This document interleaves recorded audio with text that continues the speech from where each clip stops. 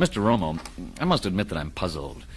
You hipsters claim to be such relaxed, free spirits, yet your rules for social behavior are even more set, tight, and rigid than those of square society. Yeah, well, Dig, it's simple. I'll spell it out for you. You know, a lot of the simple, everyday behavior is illegal. And so there's always a lot of heat on the scene. And, you know, you got to protect yourself. Now, if you break the rules of hip, you get put down, that's true. But you break the square rules and they throw you in the slam, and that's a big difference. Now, anyway, look, there's only two basic rules in hip. You protect yourself from the possibility of police intervention, which means you don't associate with uncool people and things. And you protect your state of mind.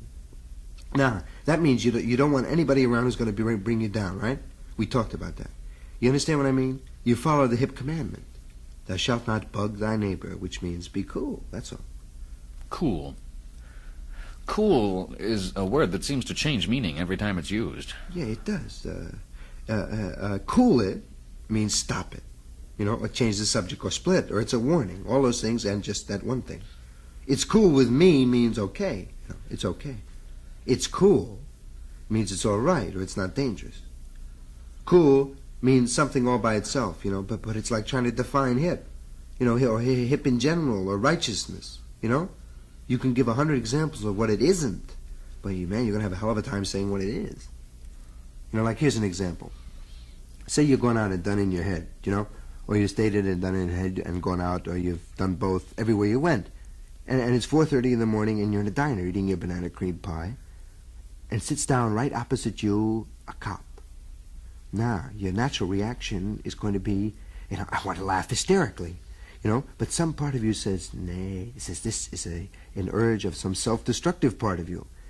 And you say to yourself, be cool, you know, unless, of course, you blow your cool and come all unglued in front of everybody. Then no use to say be cool because it's happened. And then you're going to attract the attention of the cop. And he's going to regard you as a menace.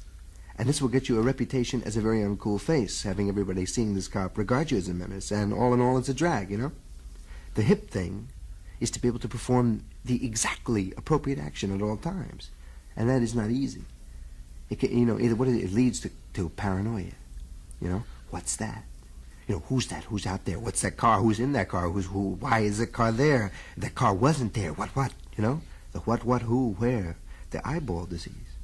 You get jumpy. It creeps up in you sometimes. Paranoia is the hipster's disease. Yeah, like I was at a party once, you know, in the cemented park out in front of the UN building. You know, and I got drugged, so I split. Then I walked over to 2nd Avenue and 40th, and I went to this little restaurant, you know, in Nedick's or Rikers or something. It doesn't matter. And I ordered a bowl of Jello, you know, with milk, raspberry Jello. And it was great, so I ordered another bowl. But halfway through my third bowl of raspberry Jello, I realized that if I ordered another bowl, the counterman would call the cops, you know. There's this nut eating Jello, looks funny to me, better come over and pick him up. You know, so I split, you know, I got in the wind very carefully. There's a definite way to do that. It's sort of like, well, I've had enough Jello now, I just think I'll go for a walk. It's a very touchy situation. So I got out and I got to 42nd Street to a Rudley's, and I have another bowl of Jello, same kind. And man, I want to tell you, I worked my way up to 68th Street eating Jello, driven by hunger and paranoia. You know, because life is not without its hazards, man. You know what I mean?